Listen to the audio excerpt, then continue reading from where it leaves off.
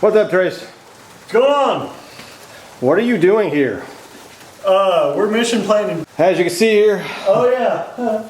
the VIF is, she's kind of floating on shit. But want to make it very, very clear that since you're here, and it's obviously the bike's been worked on, I want to make sure very clear that I have not turned a wrench on the bike yet. This state, Billy has done all on his own without any input from me. just He is capable, he just doesn't like everybody to know he is. So we're getting rained on a little bit, and the reason we're taking the truck today, well, it's raining for one, but we're taking the tires to get mounted. That's one thing that Tracy and I can't do. It's beyond our financial means to buy us a tire machine as well as space. So we have to actually pay somebody to mount our tires. So putting them in the truck, and we're going to go to the dealership and get that done. We have a laptop. We have a map. We have a map and a highlighter, piece of paper, a pen, a couple of annoying ass dogs. And we are planning BWOM 9, which is yet to be named. It's probably going to be called Operation Clam Chowder Part 2, or Part 2 if you're French. But we're going to do it a little bit different this year. I'm not sure what changes we're going to make. We're just going to kind of wing it for now. Hey guys, it's Bilmer here. We are still working our planning route for Operation Clam Chowder 2.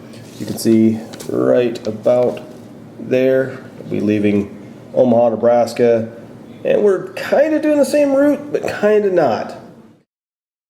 The only reason that I'm conceding going back to Times Square, which in 2004 I said was not happening, the only reason I am even agreeing to this is because this asshole behind the camera went to Prudhoe Bay with me. That's it. If he hadn't gone to Prudhoe Bay, I'd tell him to piss off.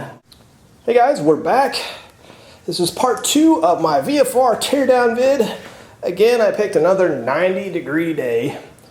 Now, I'm not doing any real kind of tutorial or maintenance tips or anything like that, because I believe those are generally bike specific, and doing, how to change the oil on bike X, it's not going to help you if you're riding a CBR or an old Triumph or anything like that. I'm just doing this because I think it's kind of a fun video to show you guys the process that I go through when I want to get the bike ready for a long ride. So here's the progress that we've made so far. As you can see, we've got the lower fairing off. Our tires, I took those to the tire shop and had them mounted and balanced, so we got those back. Come around here as I last left you, and you can see our exhaust is still hanging. And this thing, a fellow VFR rider kind of teased me about this thing being such a pain in the ass, but it really is a pain in the ass. For whatever reason, and I'm not sure why, this time I was able just to loose the flange bolts and loose the flange there, and then I sprayed some WD-40, and I was able to actually just rotate the entire exhaust out of the way, and that gave me enough clearance to get the rear wheel off.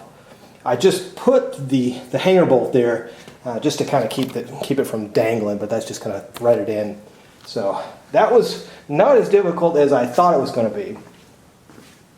And here, obviously, we have the side fairing off, and I was initially just going to take this one side fairing off because I'm able to access the oil filter as well as the drain plug with only one side off. But I forgot that I was actually going to flush the radiator and flush the coolant out of the thing. The coolant of the thing has not been flushed in a long time. It looks awful. It looks like pond water, so it definitely needs to be flushed out, and I'll have to remove the other side fairing when we get to that. One little tip that I wanted to give you guys is if you're doing a project like this, and I don't want to say this is a massive project because it's really not. It's labor intensive, and there's a lot of things going on simultaneously. Most people do one of these type maintenance items at a time, but I'm doing multiples. So one little tip I have to you is to kind of save your sanity is do a little organization with your screws and nuts and bolts and whatnot. And I like to take these cheap ass Walmart just storage bags. As you can see here, we have left fairing and airbox screws and bolts in there. And you can't really confuse the two. That's why I put them together to save bags, because one is aluminum Allen head and the other are just steel screws. So I would be really retarded if I confused those two. And these are the bolts for my fuel tank. I like to assemble things how they came out of the bike, just for memory and ease of putting it back together. It gets really frustrating sometimes, and if you have to get into the service manual because you forgot something really silly. For example, this is my axle, and it's got two spacers. Here, one's on the left side of the axle, and one is on the right side. And as long as I remember that the cotter pin is on the left side of the bike and that the axle bolt goes into the right side, we're good to go with putting that thing back together without any drama. These spacers actually go into the wheels or the brake rotors themselves, but we'll get to that when we get to it. I also like to just kind of hand thread the bolts. And these, somebody mentioned that they didn't want my brake lines to hang and all that stuff. I wasn't too worried about that. The reason I do that is because if you can hand thread them right there, then you don't accidentally kick the bolts out of the way, kick them under, say, your tool cabinet. They're just handy, they're there, and you don't lose them. So that's a little tip from me to you. Around here, I didn't bother putting the lug nuts for the rear wheel in bags because those are pretty darn obvious what they are. I haven't taken any other bike wheels apart in this garage. And these, I can't forget these because they're so damn rusty and beat to hell. I wish I had time to just get new ones, but these are the flange bolts for the exhaust, and they're pretty obvious too. Running 2 times on the Bonneville salt flats has not treated those things fair. They're pretty obvious. You're not going to mistake those for anything. And then these 2 bolts, they're so damn rusty and cruddy and stuff like that it's pretty obvious that they're my flange bolts for the exhaust. So that's where we're at right now, guys. Short little video, and I'll keep you posted.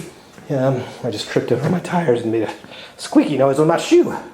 It's really hot. I went to the gym for about an hour and a half today. As you can see, I'm still in my gym sexy running shorts.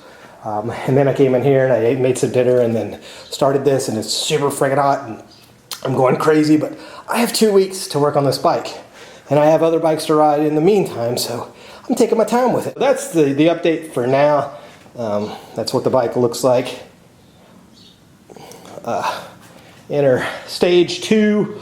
Actually, we're just going to be putting some parts in her, and then she'll be starting to come back to life. So there's where we're at, guys. Enjoy the video, and I'll see you on the road.